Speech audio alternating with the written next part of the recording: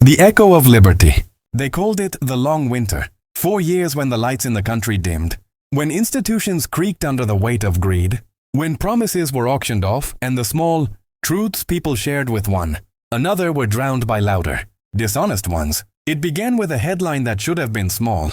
A company contracted to rebuild a town after a flood skimmed the highest bids and vanished.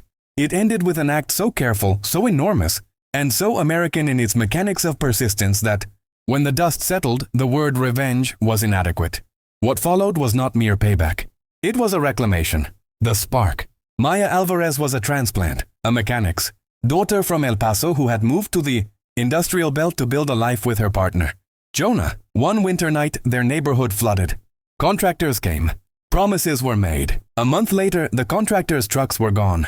The town still underwater. And the local official who had signed the contract, Mayor Griggs, took a generous consulting job with the same contractor. Maya found out because her neighbor, Mrs. Patel, gave her a crumpled paper she'd taken from the dumpster behind City Hall, an expense ledger with names, dates, and one line that read, offshore.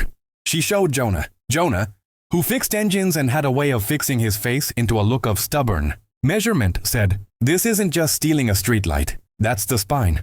They took the paper down to the diner, slipped it to an old friend, Aaron, a teacher who spent his off hours teaching kids to code. Aaron read the ledger and did what teachers do. He started asking questions. It spread because people are built to share stories. The barista at the co-op posted a photo of the ledger online. A local journalist, underfunded but relentless, covered the story. Mayor Griggs called it a misunderstanding. The contractor called it a clerical error. The national networks yawned. But seeds are patient things. The conclave. They called themselves the Round Table, half ironically, half in tribute to a childhood sense that fairness had a shape. Not lawyers at first, plumbers, bus drivers, a retired postal worker named Ruth, a software engineer named Lee, a health clinic organizer named Tamika. They met in basements and libraries and over potluck dining tables, lit by the stubborn belief that something could be saved. Their plan did not involve guns or hooded revenge. It was, they decided, going to be the purest American thing available to them. Systems work. They would use the law, the market, the press, and the sheer weight of collective action. They would manufacture accountability out of transparency. Aaron built a secure website where people could upload documents and track related incidents across the state. Lee wrote scrapers that gathered public procurement filings. Ruth, who knew everyone, pulled neighbors into phone banks. Tamika set up free clinics where volunteers collected affidavits from people who'd been hurt by the contractor's negligence. They turned data into narrative. The map. It took a year to map the pattern. Shell companies with similar addresses, donations to campaigns that coincided with contract awards, suspicious tax treatments. Each node seemed small, an LLC here, a donation there. But they traced a highway between municipal coffers and offshore accounts.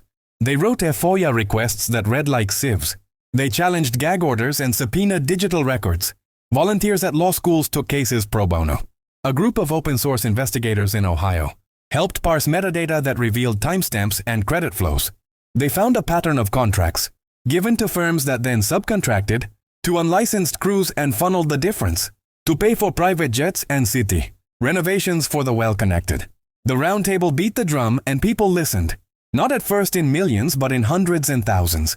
A truck driver who had lost his business saw something familiar in the charts and sent in receipts.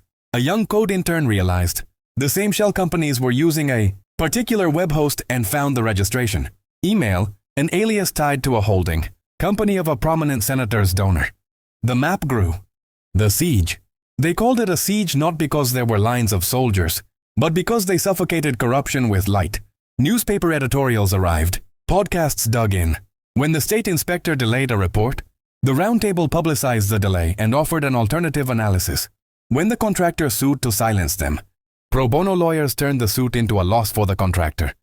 A public relations disaster that brought in more people to the cause. They used the market as a weapon. Small investors who usually trusted mutual funds demanded answers.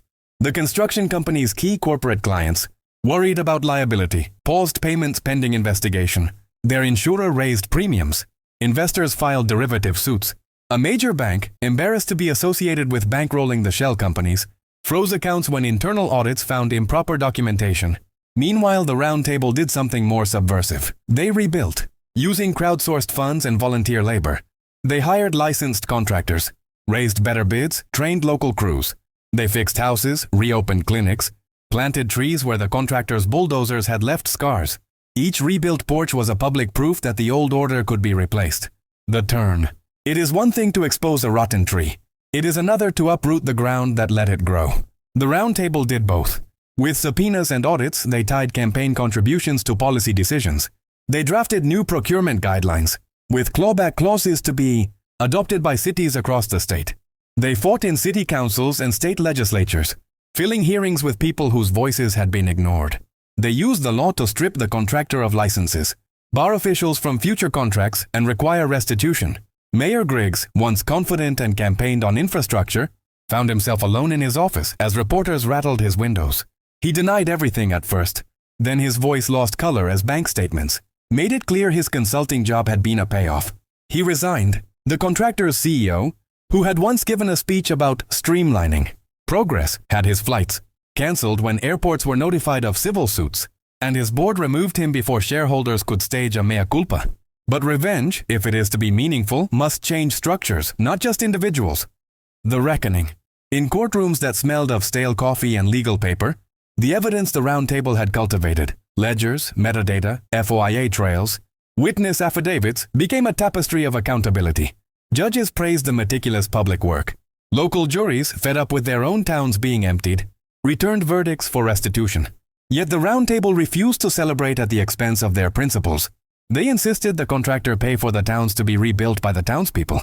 Full repairs, job training programs, and community oversight. Funds were locked into community trusts managed by citizen boards. Corrupt officials were barred from public office and required to forfeit assets. The biggest coup was not a single headline arrest.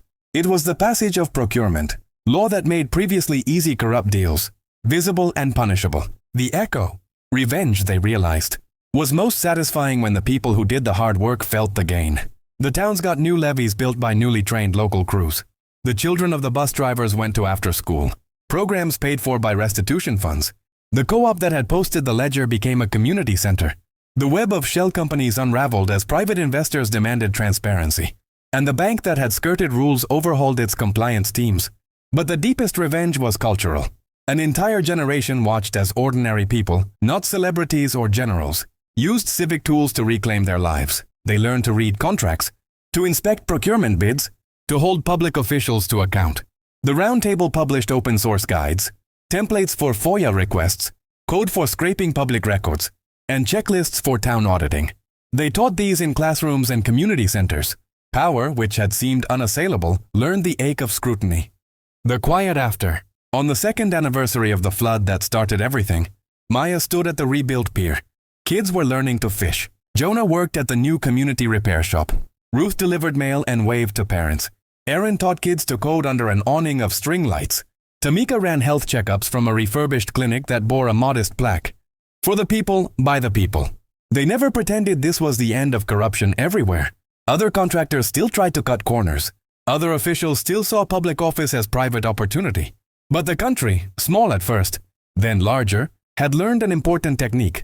When institutions falter, ordinary people can rebuild them not by brute force but by relentless civic ingenuity. The last scene. Years later, in a lecture hall at a state university, Lee clicked through a slide deck before a crowd of students, public servants, and volunteers. The last slide was simple, a photograph of the crumpled ledger from the dumpster, its edges softened by time. The caption read, "We found the ledger.